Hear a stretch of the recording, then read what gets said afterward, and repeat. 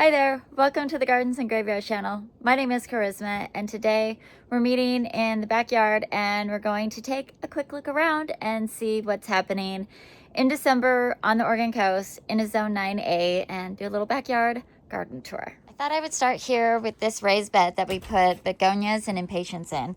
We've pulled all the impatiens, we've cut back the hostas, and now you can see the next step will be to cut back the begonias. They are starting to look a little touched by cold. This is what happens when they get too cold. But I can cut these back to the ground or to the lowest node, and they'll come back in the spring. So that's probably something I'm going to be doing this afternoon. And then nothing's really changed with this. We've just got our, anti-hawk net over for the fish, and we need to pull our fern that has gotten too cold and died back. It'll come back in the spring. That's a perennial fern. Then we'll just pop up into the actual garden. I'm going to go straight across and look at the moon garden because really there's not a whole lot to see. As you know, we removed everything out of the butterfly garden, and the fuchsia is still holding on in the cold, and the rhododendron has put on a little bit of growth, but I'm not seeing any buds on it, so I don't know if it's going to bloom this year or this coming spring. In the moon garden, everything's pretty much empty in here. We've got some shamrocks that will completely die back and come back later, and you can see the impatiens have finally been touched by enough cold that they are also done. So I'm going to cut these back and see if they come back for me, because I've never grown that variety before. We'll see what happens. The Burrala has lost all of her leaves. And then coming up here, the geraniums still look pretty good, and they probably will through the winter. They won't bloom much. They get about like this, and just like one or two little blooms come, and then they just die off. So yeah, but for the most part, they do hold their own through the winter. They just don't put on a ton of growth.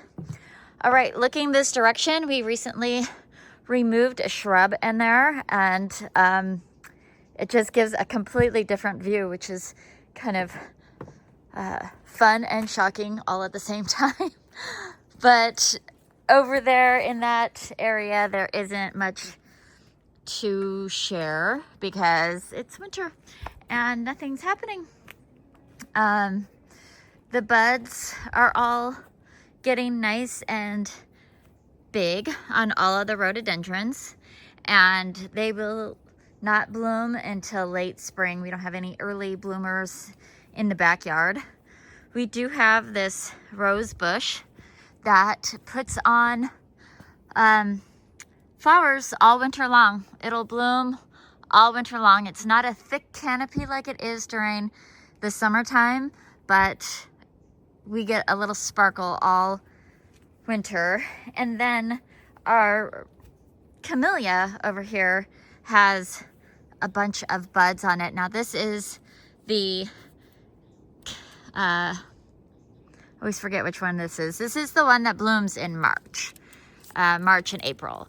So it's not the fall blooming one, it's the spring blooming one. All right, and then we also took out a butterfly bush that was right here, and that will be coming in a video up this week. You'll see that come out. The raised bed has been put to sleep for the winter. We put a retired hay bale on top of there to just decompose over the winter time. We do have a ton of honeysuckle putting on lots of new growth. All these little shoots have come up in the last month or so. I'm just letting it do its thing. The other thing that I'm kind of noticing is we used to have a big tree that we took down this summer, and it had white bark. I don't really miss it, but when I think about it, because it's winter time, that winter interest is missing from there. Panning around to see what else there is to share. The pansies are just kind of hanging in there, not really growing, not really doing much. Oh. Or maybe they're gonna make a liar out of me because I see a little bud right there. Fun. All this is pretty much empty. This is the, oh, that's what it is. That camellia is Camellia japonica. This camellia is Camellia saskatchewan, and it's supposed to bloom in the winter time, but it doesn't have any buds. I think it's not getting enough sun right there, or maybe it's just so young. I don't know. It's happy enough. It's got new growth. That's what the bright chartreuse green is. It's new growth, but I don't see any buds on it. This butterfly bush is just hanging out, this kind of winter interest, and we're still making a decision about whether to take this one out or not. Everything else is kind of just holding. These are the pincushion flowers all in these pots here. They're just kind of holding until it warms up again. The raspberries are finally succumbing to cold and losing their leaves. They look a little sad this time of year, but eventually they'll lose all their leaves and rejuvenate in the spring. We do have a little bit of kaffir lilies blooming here and there. That's this plant or flower right here. The plant itself looks so messy. I wish it looked a little nicer. I don't know. What else do we have going on? The lamb's ear just kind of hangs out. We leave some maple leaves piled on top of it to just kind of protect it from frost. But they do just fine over the winter. I haven't gotten in here and pulled away the leaves on the hellebore. Coming here real soon, we'll start seeing flowers on them. But they're usually like kind of buried in the first month or so.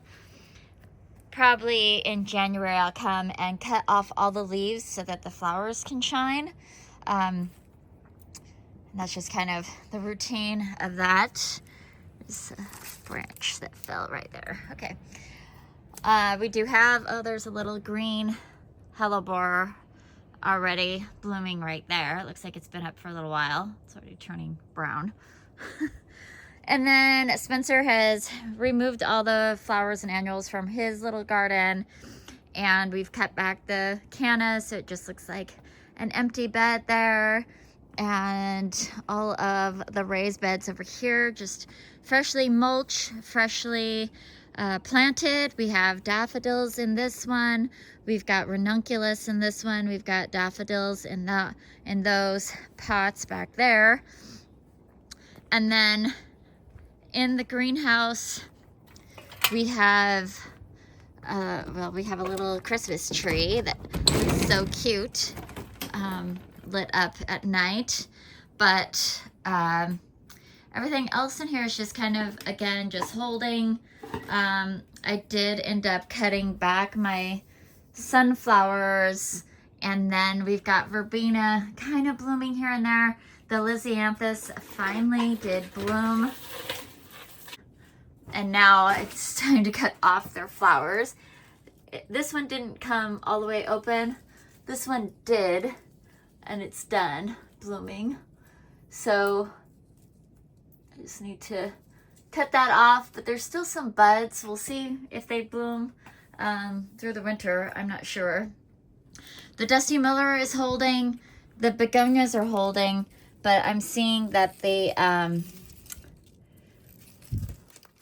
Diachondra Silver Falls aren't looking that great.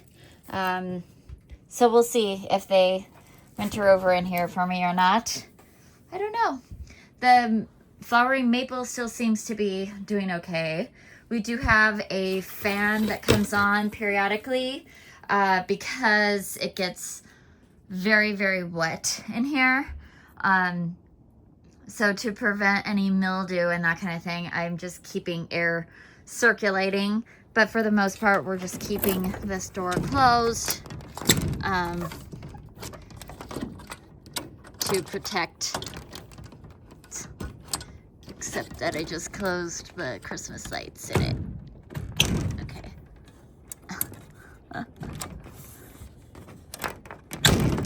All right.